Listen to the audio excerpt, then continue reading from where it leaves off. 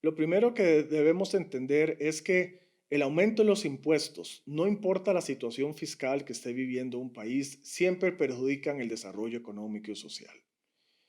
Por el lado del productor, un aumento en los impuestos significa un aumento en los costos de producción y esto significa desincentivo a la producción, desincentivo a la inversión, lo cual se traduce en un aumento en la tasa de desempleo.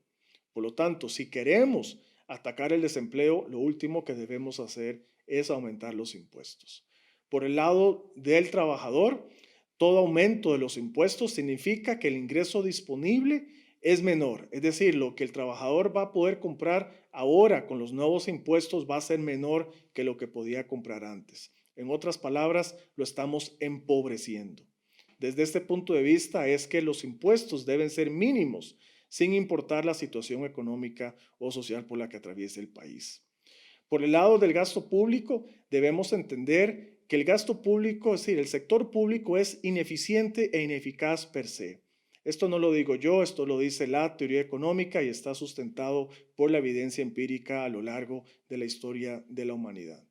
Y esto es así porque el sector público, por un lado, administra recursos que no se ha ganado con el sudor de su frente. Entonces, no es igual que un empresario que se ha esforzado, que ha ahorrado y que está invirtiendo sus propios recursos. No se puede esperar que un funcionario público administre con la misma eficacia recursos públicos que no se ha ganado con el sudor de su frente. Por otro lado, en el sector público trabajan personas comunes y corrientes, no son santos, no son ángeles, no son personas que están pensando en el bien común, son personas como cualquier otro ser humano que su prioridad es su propio bienestar. Y en este sentido, no podemos esperar tampoco eficiencia o mayor eficiencia para la consolidación de programas solidarios en beneficio de la sociedad. Dicho esto, debemos entender que no importa la situación fiscal que esté viviendo el país, el objetivo siempre debe ser una reducción del gasto público como porcentaje del PIB. Es más, nosotros debemos, como país, debemos ponernos una meta, un norte, de que el objetivo de aquí a 10 años sea reducir el gasto público por lo menos en una tercera parte de lo que es actualmente.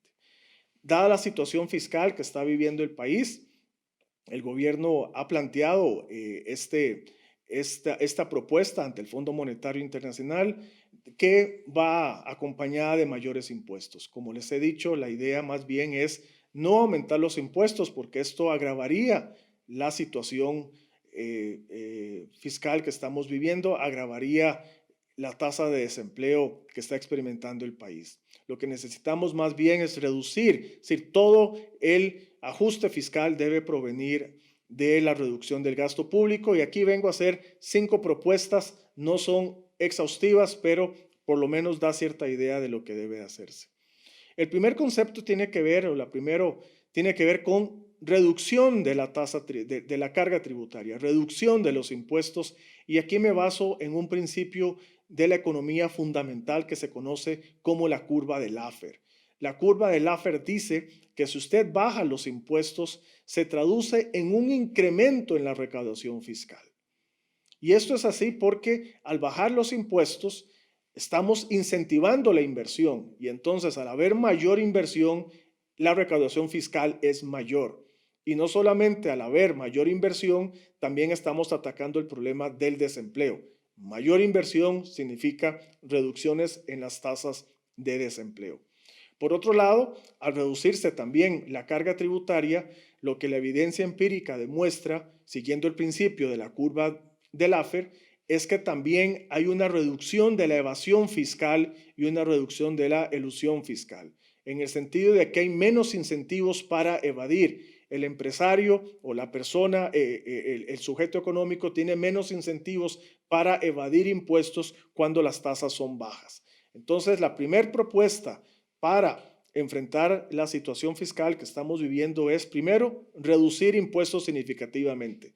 Una propuesta sería no solamente reducir los impuestos a las importaciones, como lo que se conoce como aranceles, sino principalmente disminuir el impuesto sobre la renta, llevarlo a un nivel, a una tasa fija del 20% o 15% para cualquier actividad económica productiva. La segunda propuesta para contención del gasto público tiene que ver con el no reemplazo de plazas públicas. Me contaba un exministro de Hacienda que todos los años en el sector público existe entre un 5 y un 8% de los empleados de dicho sector que abandonan este sector de manera voluntaria. Y entonces, si el gobierno no reemplazara a estas personas que abandonan dicho sector, podríamos tener en un plazo de 5 años una reducción de la planilla que oscilaría entre un 23 y un 34%. Esto es bastante, esto es un monto que no es despreciable y no estamos despidiendo a nadie, simplemente por el abandono voluntario de las personas. Y conforme las personas van abandonando las plazas en el sector público, se puede hablar entonces ahí sí de la reforma del Estado. Podemos ir concentrando a los empleados públicos que van quedando en aquellas instituciones que deseamos conservar y podemos irlos trasladando de las instituciones que deseamos eliminar para irlas eventualmente cerrando. Algunas de las entidades que debemos cerrar es, por ejemplo, el ICT, el IFAM, el IDER, el CNP, el INAMU, el Banco Central de Costa Rica, Habdeba, etcétera. ¿Verdad? Es decir, en Costa Rica tenemos 330 entidades públicas donde la mayoría no cumplen ninguna función económica ni social alguna y deben eventualmente de cerrarse. Bueno, esta es una manera de poder lograr ese objetivo. Un tercer aspecto para lograr una reducción del gasto público sin necesidad de recurrir a mayores impuestos es eliminar el Fondo Especial a la Educación Superior. Este representa para el presupuesto del 2021 un 1.5% del PIB. Esto es un monto realmente significativo. ¿Y cómo lo podemos eliminar? Bueno, la idea es que las universidades públicas, que son entidades, ya están maduras, ya están grandecitas, ya tienen su prestigio, entonces que sustituyan los ingresos del FES por aumento en el costo de la matrícula. Esto no debería ser ningún problema para las universidades públicas, como dije anteriormente, ya ellas tienen su prestigio y además recordemos que la mayor parte, aproximadamente un 70% de los estudiantes que asisten a las universidades públicas pertenecen a los grupos más ricos de la población costarricense. Quiere decir, esto de la eliminación del FES sería consistente con lo que los socialistas están promoviendo, de que los ricos paguen como ricos y que los pobres como pobres. Bueno, si eliminamos el FES y hacemos de que las universidades públicas se financien a través del costo de la matrícula, lo que estamos haciendo es que los ricos estén pagando más por el acceso a estas universidades. Esto no tiene por qué afectar los sistemas de becas porque las universidades privadas tienen sistemas de becas, lo cual financian con las personas que pagan su matrícula de manera completa. Entonces aquí tenemos ya con solamente el FES tenemos un 1.5% del PIB que podemos resolver de manera inmediata. Otro de los problemas, este es un problema que ya tenemos muchos años de estarlo evadiendo y tiene que ver, el cuarto punto, con necesitamos resolver el problema de las pensiones con cargo al presupuesto. No existe tal cosa como pensiones de lujo, lo que existen son pensiones que la gente no se ha ganado. ¿Y cómo sabemos cuáles son las pensiones que la gente no se ha ganado? Pues muy sencillo, son aquellas pensiones que tienen que financiarse con el presupuesto de la República. Una pensión justa es aquella pensión que es el resultado de la suma de las cuotas que usted hizo a lo largo de su vida productiva, más los rendimientos que esas cuotas generó durante ese plazo. Si las pensiones se financian de esta manera, no tendrían por qué estar financiadas con cargo al presupuesto. Entonces necesitamos eliminar todos los regímenes de pensiones con cargo al presupuesto y sustituirlos por regímenes de pensiones de, como se conoce, de capitalización individual al estilo chileno. Con esto Las pensiones con cargo al presupuesto representan un 3% del PIB. Entonces, para que vean la magnitud de este problema. Obviamente, no es que si hacemos esta reforma hoy, mañana vamos a tener esa reducción en el gasto público, pero muchas soluciones van a tomar tiempo. Pero el punto es que hay opciones hay opciones de reducción del gasto público, hay opciones de reforma del Estado antes que pensar en el aumento de los impuestos. Y como una quinta propuesta, tiene que ver con la venta de activos. Como les dije anteriormente, el sector público es ineficiente per se, y esto es, todas las empresas públicas, no importa si es en un país desarrollado o en un país del tercer mundo, todas son ineficientes. Todas las empresas públicas que existen en el mundo subsisten porque de alguna manera tienen algún privilegio en el mercado. Entonces, necesitamos vender las empresas públicas, todas las empresas públicas que existen en el país, pero esta venta debe de ir acompañada del rompimiento de los monopolios y la desregulación de los mercados para obtener los beneficios de la competencia. Una propuesta que estoy haciendo, que esto se ha hecho en otros países, es que parte de esas acciones que se vendan, que es vender las empresas públicas y que el 51% de las acciones se venda al mejor postor y que los ingresos que el gobierno recaude por este 51% se utilice para abonar a la deuda pública externa, pero que el 49% restante de las acciones se distribuya entre todos los costarricenses. En vez de estarle dando un bono proteger o un subsidio o una regalía, démosles acciones de las empresas públicas y desregulemos la Bolsa Nacional de Valores para que así se pueda desarrollar este mercado y que las personas tengan estos activos para que lo puedan utilizar de la manera que consideren más convenientes. Entonces aquí vemos cinco propuestas en donde podemos atacar el gasto público sin necesidad de la creación de mayores impuestos.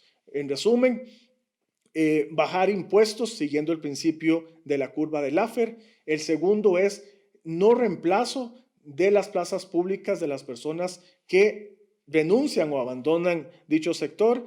El tercer punto es eliminar el fondo especial de la educación superior. El cuarto es reformar los regímenes de pensiones con cargo al presupuesto por uno de capitalización individual. Y el quinto es la venta de todas las empresas públicas que hay en el país, acompañado, esto tiene que ser necesariamente acompañado de la desregulación de los mercados. Por ejemplo, si se vendiera Fanal, debe de ir acompañada de la apertura total, del rompimiento del monopolio en la producción de alcohol y que el 49% de las acciones se distribuyan entre todos los costarricenses mayores de edad y el 51% se venda al mejor postor. Por último, estas medidas deben de ir acompañadas también de programas de reactivación económica de la economía. Como les dije anteriormente, bueno, una de estas medidas, sin ser exhaustivos, tendría que venir acompañada del rompimiento de monopolios. Romper, por ejemplo, el monopolio de Recope y el monopsonio que tiene el ICE en el mercado de la generación eléctrica.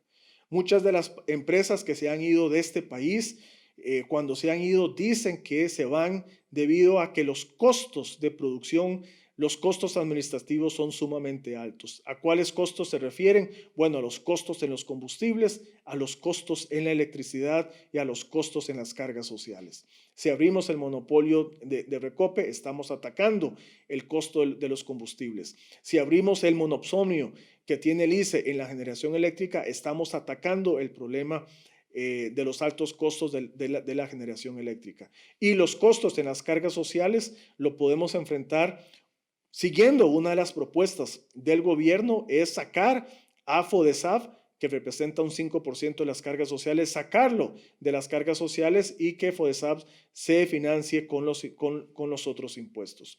También otra propuesta es que podemos sacar al Banco Popular también de las cargas sociales que representan otro 5% de las cargas sociales.